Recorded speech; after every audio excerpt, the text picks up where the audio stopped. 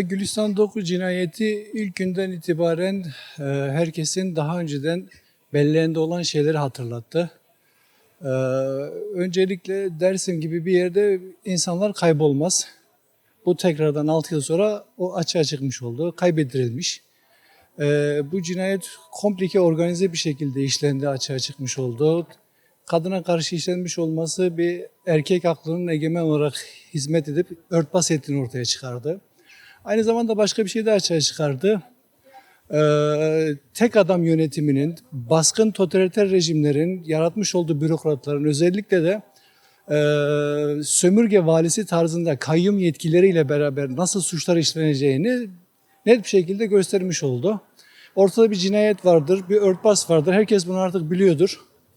Bu netleşmiştir. Lakin şöyle bir sorunumuz var. Netleşen şeyin içerisinde bu cinayetin tam olarak aydınlatılamayacağının şüphesi.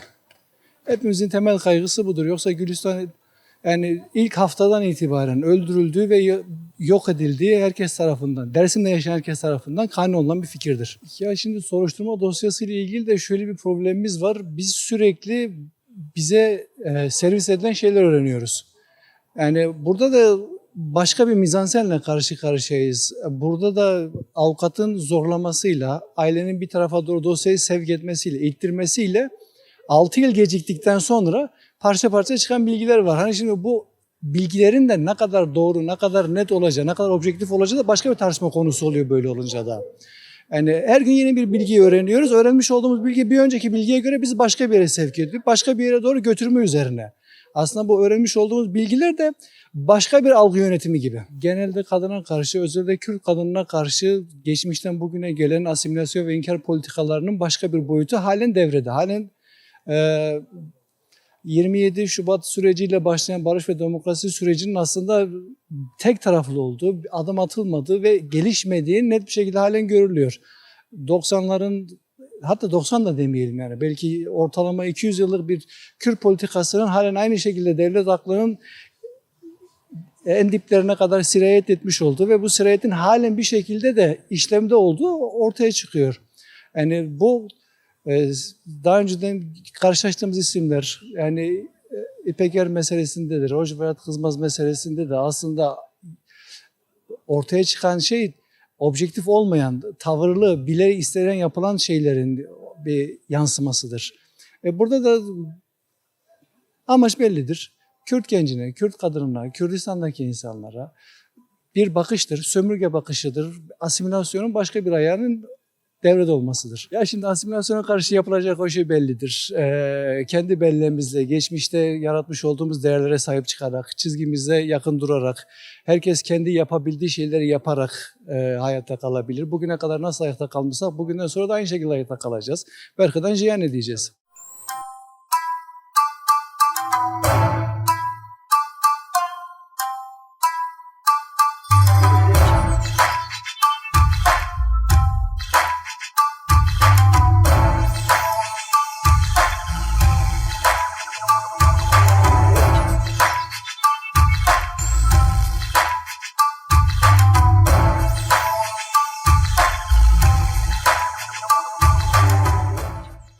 Ya tabii ki önceden çıkarmak mümkündü ama işte hani burada çok ciddi bir politika yürütülmüş. Yani bir şeyler üstü örtbas edilmeye çalışmış, kapatılmaya çalışmış.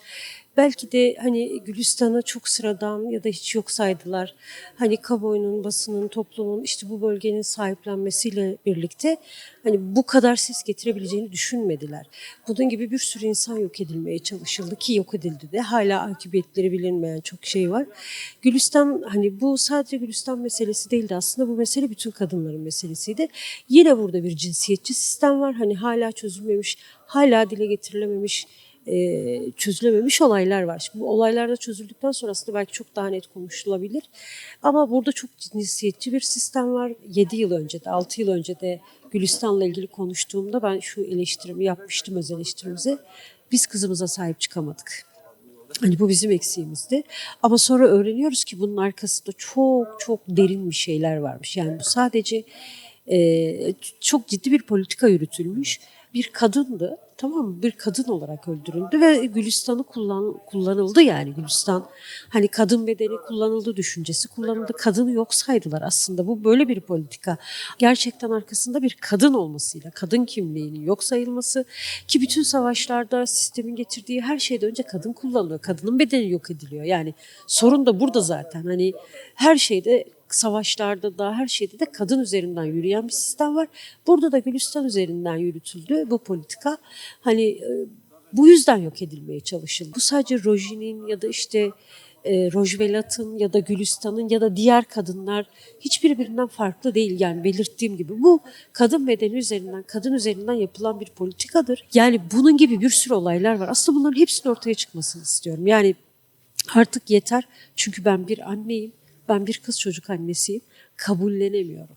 Yani böyle bir şeyi kabul etmek istemiyorum. Çünkü bu gerçekten can acı veren bir şeydir. Yani bir insanı, biz bir karıncayı bile incitemezken bir canı yok ediyorsunuz ve siz kendi evladınız için. Ya böyle bir dünya yok. Bu kabul edilir bir şey değil. Ve arkanıza aldığınız gücü de kötüye kullanmaktır bu.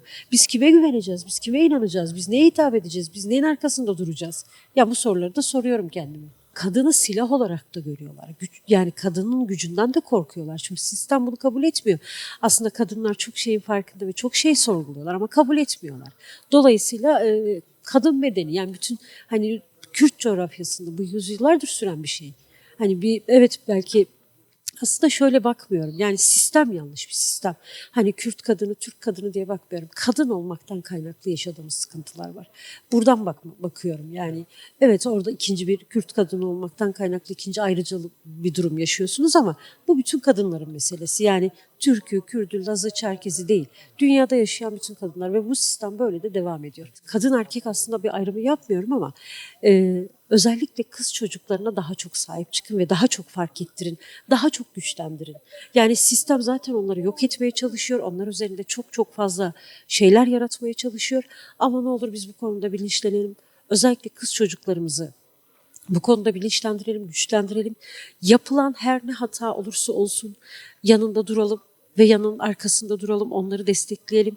Yaptıkları yanlışlardan döndürmeye çalışalım. Yani Gülistan'ın da yanlış olabilir, benim de yanlışım olabilir, bütün kadınların yanlışları olabilir. Ama biz farkındaysak birbirimize dayanışarak, kadınlar olarak, çünkü biz başka bu sistemle baş edemeyeceğiz. Biz ancak dayanışarak, fark ederek, sorgulatarak biz bu sistemin önüne geçebiliriz. Bu çöküntüyü yok edebiliriz. Ve ne kadar çok farkında, bilinçli çocuklar yetiştirirsek biz dünyayı böyle değiştiririz. Yoksa değişmeyecek.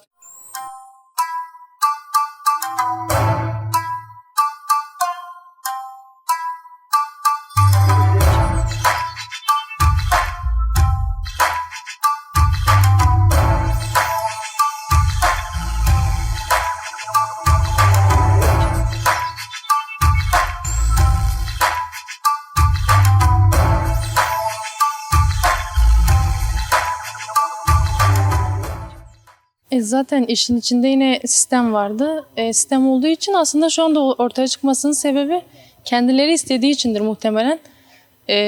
6 yılda normalde başka biri olsaydı veya onlardan biri olsaydı şimdiye kadar çıkacağını düşünüyorum.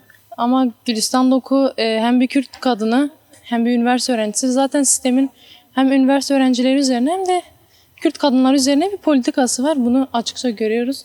Bu yüzden bu kadar geç ortaya çıkarıldı. Ki hala tamamen açıklığa kavuşmadı.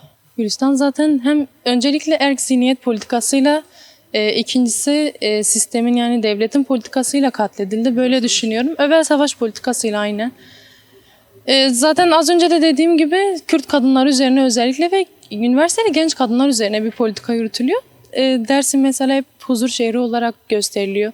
Ama sahadaki gerçeklik gözler önünde. Erkek arkadaşlar uyuşturucuya yönlendiriliyor. Kadınlar da fuhuşa sürükleniyor ya da bu şekilde faili meçhul olaylara gidiyorlar. Muhtemelen Rojin olayı da birkaç yıl sonra veya ne zaman çıkar bilmiyorum. Ortaya çıktığında bu tarz bir olay gibi olacak. Onun da arkasından devlet çıkacak, yine böyle düşünüyorum. Amaç zaten dediğim gibi gençlerin düşünmesini engelliyorlar. Kadınları fuhuşa sürüklüyorlar, erkekleri uyuşturucuya sürüklüyorlar. İnsanlar zaten bu sistemin içine girdi mi kendilerini kurtaramıyorlar. Amaç zaten insanları düşüncesizleştirmek, tek düzeleştirmek bence. Sistemin içine koymaktır. Öncelikle kadınların, sonra da Kürt kadınlarının kendi aralarında örgütlenmeleri gerekiyor, bilinçlenmeleri gerekiyor. Bu tarz bir durum yaşadıklarında korkmamaları lazım, söylemeleri lazım açıkçası. Çünkü genellikle Kürt kadınlarımız korkuyor, korkutuluyorlar. Bir şey söylemiyorlar. Kendi kendilerine çözmeye çalıştıkları için genellikle bu tarz sonuçlarla karşılaşıyoruz. Birbirlerine destek olmalılar, örgütlemeliler birbirlerini. Devletin zaten başta failleri ortaya çıkarması lazım, olayları ortaya çıkarması lazım, arkasında durmaması lazım. Yani bir caydırıcılık yok.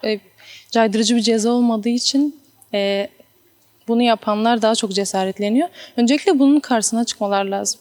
Dediğiniz gibi 6 yıl boyunca gerçekten de açığa çıkarılabilirdi her şey ama bekletildi. Yani biz buradan aslında doğru düzgün bir adalet olmadığını görebiliyoruz. Yani bu şekilde değerlendirebilirim ben aslında bu soruyu. Ya biz buradan görebiliyoruz ki devletin üzerimizde özellikle kadın öğrenciler üzerinde bir sistematik oyunlarının olduğunu, devletin özel savaş politikalarının olduğunu biliyoruz. Böyle değerlendirebiliriz aslında biz bunu. Gülistan Doku gibi birçok örneği var. Rojvelat Kızmaz, Rojin Kabayiş. Bunların hepsinin aslında aynı yere çıktığını görebiliyoruz. Yani aslında onun da aynı şekilde çıkacağını düşünüyoruz. Öğrenciler olarak zaten biz hiçbir şekilde güvende hissetmiyoruz. Dersim gibi bir yerde, her yeri mobese kameralarıyla izlenen bir yerde Gülistan Doku bulunamadı. Bütün deliller karartıldı. Aslında bunların hepsinin çözülebileceğini ama sümen altı edildiğini biliyoruz. Rojin Kabayiş meselesinin de aynı şekilde sonuçlanacağını düşünüyoruz aslında. Hep bir delil karartma meselesi var. Hep bir korunma, aklanma meselesi var. Bu şekilde değerlendirebilirim ben. Yani özel savaş politikasıdır. Kürt kadınları hedef alınıyor. Bu şekilde bizi asimile etmeye çalışıyorlar. Kadın özgürlüğüdür. Bu şekilde bunu hedef alıyorlar. Zaten kadın da özgürleşmeden toplum özgürleşmiyor. O yüzden daha çok kadını hedef alıyorlar. Öyle değerlendirebilirim. Yani aslında bir olunabilir. Bütün kadınlar, bütün kurumlar aynı şekilde ve mücadele gerçekten yürütülmeli her daim. Mücadeleden hiçbir şekilde vazgeçilmemeli. Bu şekilde adalet yerine getirilebilir, sağlanabilir.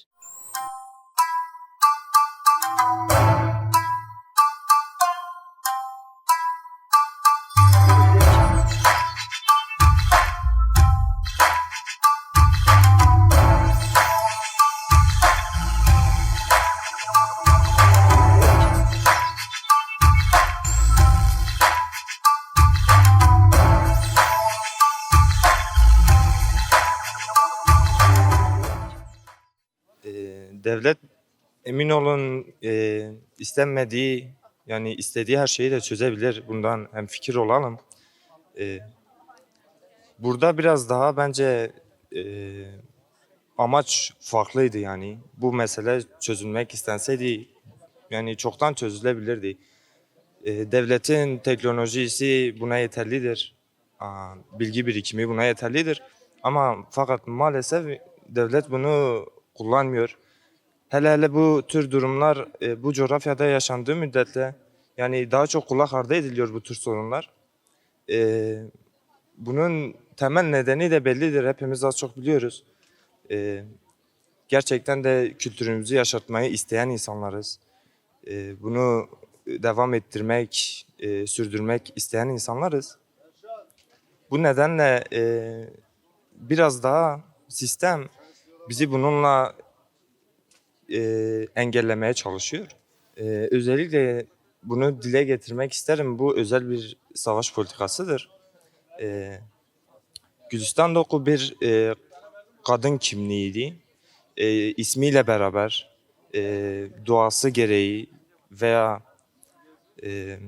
geldiği il olsun, aile yapısı olsun bunlar önemli şeylerdir. Bu sistem içerisinde o kadar gelişmiş bir sistem içerisinde yani yapmak isteseler her şeyin çözümünü bulabilirler. Öncelikle biz yani isteriz ki insanlar adaletli bir şekilde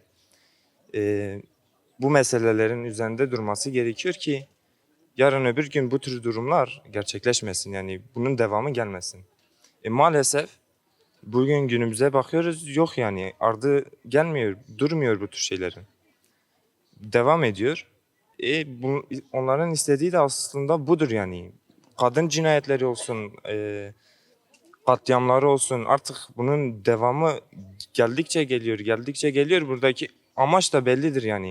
Kadın gerçekten de tanrısal bir izlenim taşıyor.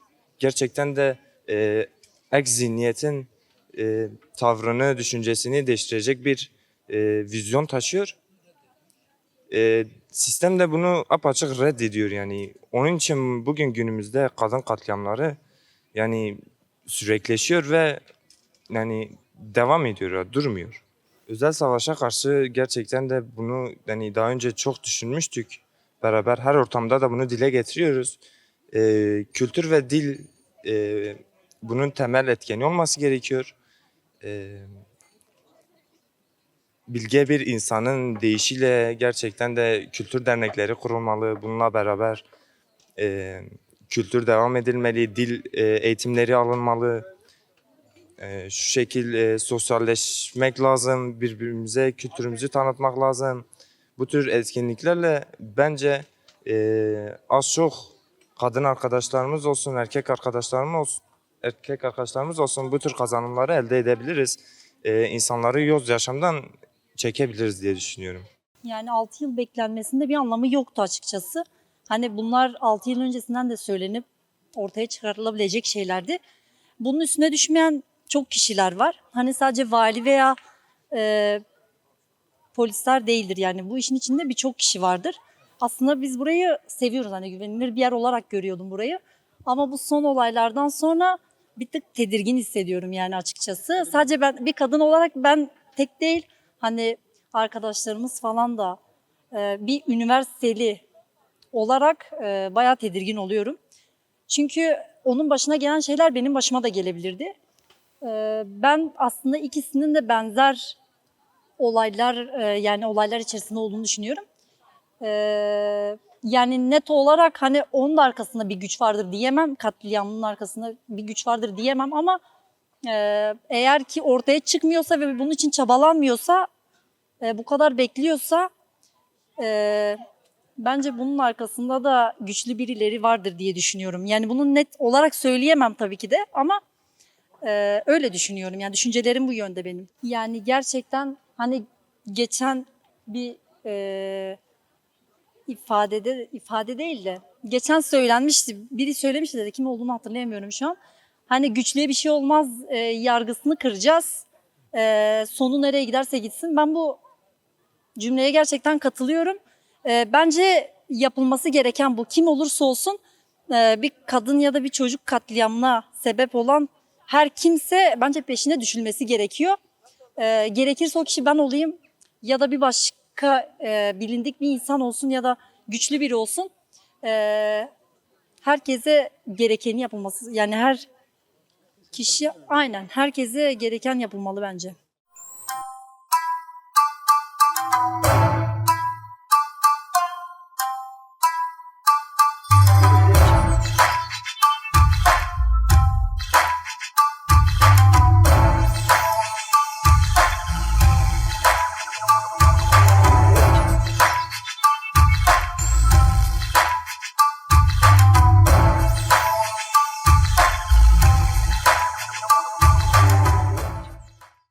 Ya şimdi ben Dersim'de yaşayan bir insan olarak Dersim'de köy yakmalardan tutun da faili meçhullere kadar zaten biz devleti biliyorduk, tanıyorduk. E, Yani Gülistan'dan önce de bu tarz şeyler yaşandı. Yani tarih boyu yaşandı. Hatta burada 38'ler var. İşte genç kızların kayalıklardan işte askerin eline geçmemek için kendi kayalıklardan attığı süreçten bugüne geldik. Bugün gelinen aşamada da Gülistan'ı da öncelikle işte buranın üniversitesi biliyorsunuz. Çevre illerden gelen yoksul halkın çocuklarının okuduğu bir üniversite. Tabii devletin burada oluşturmuş olduğu bir yozlaşma, yani belli bir buraya asimile etmek için bir teşkilatlandırması da var zaten. Bunu zaten yakından takip ediyorsunuzdur. Yani Gülistan bu teşkilata kurban gitti aslında.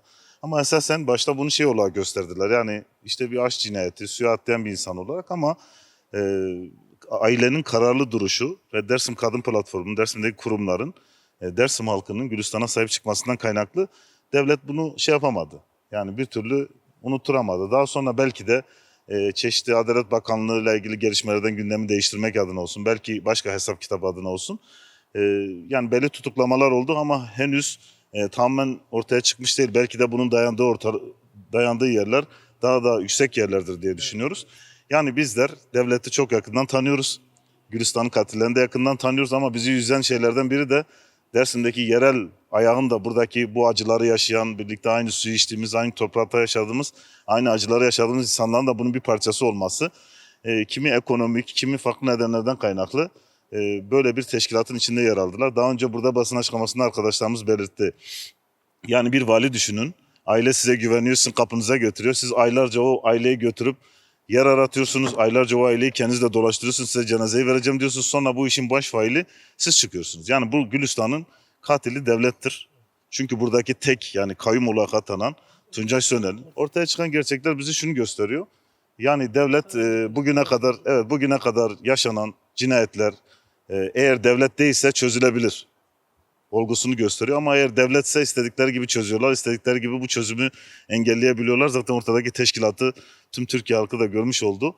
Yani bizler Gülistan'ın cenazesi aranırken bulunan Esma Kılıç Aslan da bir kadındı. Bu da belki bu tarz benzer şeye kurban gitti. Yani bizler halkın buradaki örgütlü mücadelesini kazandığını düşünüyoruz. Çünkü buradaki kurumlar, buradaki kadın platformu ve aile yani bu acıyı unuturmadı hiçbir şekilde. Gülistan bulunur ya da bulunmaz ama biz katillerini tanıyoruz. Yani şöyle bir şey söyleyeyim. Zaten işte buradaki gelip okuyan üniversitelerdeki Kürt çocuklarının genelde sonu bu oluyor maalesef. Çünkü yani popüler kültürün, devletin halk üzerinde oluşturmuş olduğu yozlaşma, asimilasyon politikalarının yani insan hayatının aslında sadece ekonomik çıkarlar ve işte belli partilerle üye yapılıp sadece böyle bir hayat sunduğu için insanlar bu çarkın içerisine düşmek zorunda kalıyor. Esasen yani Pir Sultan dediği gibi bozuk düzende sağlam çark olmuyor. Önce bu çarkın ciddi şekilde ortadan kalkması gerekiyor. Yani bu düzen bu şekilde sürdüğü sürece Gülistanlar da, Rojinler de, işte Rojvelatlar da olacaktır, yaşanacaktır. Ama biz ailelere teşekkür ediyoruz. Özellikle Rojin ailesine, işte diğer ailelere, bugün Gülistan ailesine. Çünkü bunlar da peşini bırakmadılar bu mücadelenin. Yani bir şekilde başta çözüm odaklı valiye inanmış olsalardı ama sonradan bu işin peşini bırakmadılar. Bundan sonra da aileler bu işin peşini bırakmasın, örgütlü hareket etsin, kendi çocuklarına sahip çıksınlar. Çünkü şu an mevcut sistem kendi çocuklarımızı ciddi anlamda bir bataklığa düşürüyor, çeteleşmenin içerisine düşürüyor. Yani bundan korunmak için de halkımızı örgütlü mücadele yanında durmaya çağırıyoruz. Yani devlet esasen en baştan beri zaten Kürt halkı ve diğer ezilen halklar, inançlar üzerinde ciddi baskı, asimilasyon ve katliamlarını uyguluyor. Bugün doğa üzerine de uyguluyor. Mesela kadın üzerine başaramadığı şeyi doğanın üzerinde yapıyor. Doğanın üzerinde başaramadığı şeyi kale kollar kurarak yapıyor. Ya da işsizlikle cezalandırılıyor. Ya da işte herkes üniversiteyi bitiriyor ama işe giremiyor. Sonuçta yoksul, Kürt ve Türk çocukları diyelim bu çarkın içerisine bir şekilde düşüyor. Yani kimi iş bulmak için, kimi o sundukları şatafatlı hayatı yaşamak için, kimi ne bileyim gelecek kaygısından sonuçta bunlar bir şekilde düşürülüyor. Bizim de şeyimiz yani en büyük amaçlarımızdan biri bu düzenin daha insanca bir düzen olabilene kadar mücadele etmemizdir. Yoksa bunlar geçici şeylerdir. Yani bugün Rojin'i bulursunuz, işte Gülistan'ı bulursunuz ama yarın yeni Rojinler, yeni Gülistanlar olacaktır. Örgütlü mücadele etmek gerekir. Halkın birlikte hareket etmesini sağlamak gerekir. Burada kadınların kadın platformunda, gençlerin gençlik platformunda, çevrecilerin çevre platformlarında yer alması lazım. Mücadele etmesi lazım. Başka türlü bu düzen sürdükçe bunlar yaşanacaktır yani.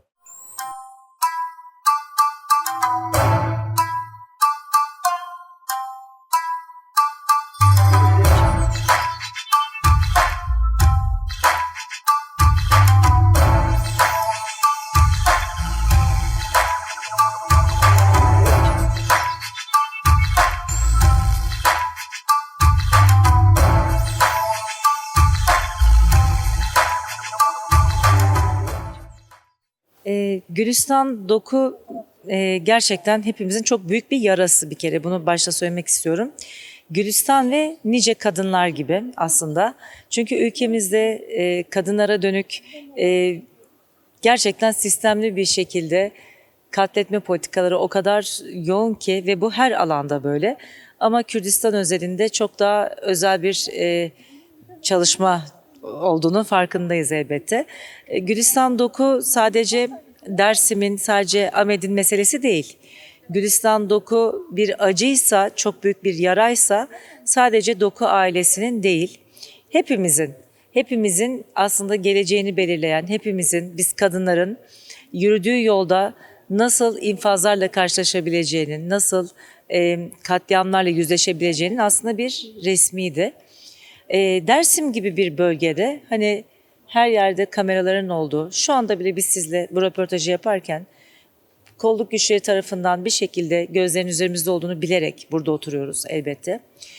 Bu kadar hani denetimin olduğu ama kim tarafından ne şekilde yapıldı ve ne amaçla değerlendirildiği noktasında tartışarak baktığımda çok büyük bir hüsranla zaten karşı karşıyayız. Ben sadece Gülistan'ın o son görüntülerine odaklanmadım. Hani Gülistan'ın o sürece kadar gelen boyutu da her tarafıyla eleştirerek, tartışarak kendi içimde elbette bunu masaya yatırmaya çalışıyorum kendi dünyamda. Kabul edemiyorum. Gülistan'ın kurduğu ilişkiyi de kabul edemiyorum. Gülistan'ın yaşadığı o zulmü asla kabul edemiyorum. Hani Gülistan'ın gencecik yaşında bir öğrencinin bu şekilde hani bir de son süreçte isimler ortaya çıktı, kanıtlar ortaya çıktı, işte dolarların rakamları ortaya çıktı. Bu kadar ucuz mu insan hayatı? Bu kadar ucuz mu bir kadının bedeni, umutları, geleceği? Bence bunların hepsini çok daha hani detaylı tartışırsak politik bir düzlemde bizim daha güçlü bir örgütlenme ihtiyacımız olduğunu fark ediyorum. Hiç tanımadığımız çocuklar için, gençler için hayatımızı değil hani elimizi, hayatımızı taşın altına koyuyorsak mücadelemizle hani insanın o kendi evinden o canın o şekilde kaybını kabul etmesi asla kolay değil. Acıları çok büyük ailenin. Benim tek kaygım şu, tek korkum şu. Hiçbir acı birbiriyle yarışmaz. Biz bu kültürü reddediyoruz, bu anlayışı reddediyoruz. Taybet Ana'nın ailesinin acısı, Hacı Lokman'ın ailesinin acısı, Cemile'nin ailesinin acısı, sayacağım yüzlerce isim var. Hani şöyle bir arkaya dönüp baktığımızda. Bugüne baktığımızda Gülistan'ın, Roji'nin ailesinin acısı. Hepsi birbirinden o kadar kenetli ki aslında, o kadar birbirinin aynısı ki. Bunlar özel savaşın gerçekten halklar üzerine, özellikle Kürt halkı üzerine, Alevi Kürtleri üzerine çok büyük bir böyle örümcek ağı gibi sanki çullanması. İşte savaşımız nedir? Savaşımız yozlaşmaya karşı. Hep diyoruz ya, uyuşturucu tek başına bir yozlaşma biçimi değil. Bunun yanında bir sürü alan var. Bizim bütün bu alanda, hele ki Dersim'de, hani bugün burada gördüklerim içimi acıtarak gideceğim ben Dersim'den. Bu kadar çok mücadelenin olduğu, bu kadar çok hani onurlu yaşamın ilke edindiği bir yaşam alanı içinde bu yozlaşmanın demek ki karşılığında eksik kalan bir yerler oldu. Bunun için tek çözüm mücadeleyi büyütmek, örgütlü mücadele.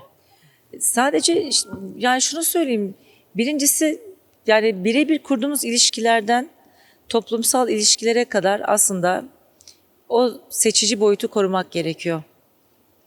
Yani benim oturduğum, benim sohbet ettiğim kişinin beyninin arkasına ne yattığını elbette ben bilemem. Ama en azından artık birazcık dostu ve düşmanı ayırt etmekte ustalaşmamız gerektiğine inanıyorum. Çünkü kaç yılın bedeli bu? Yani öyle bir ülke hali yaşıyoruz ki sanki hukuk, sanki yasalar bölge bölge değişiyor. Hatta ilçe ilçe değişiyor da burada yaptığım hakken İstanbul'da ben bu duruşla durduğumda suçmuş gibi. Bu da başlı başına tartışılması gerekiyor. Eğer güvendiğin yer yasaysa önce burayı yapılandırmak adına sen daha toplumsal bir harekete geçiş yapman gerekmiyor mu? Yoksa ben Kürdistan'da ceza alayım, İstanbul'da böyle olayım. Böyle bir yok, böyle bir yaşam biçimi yok.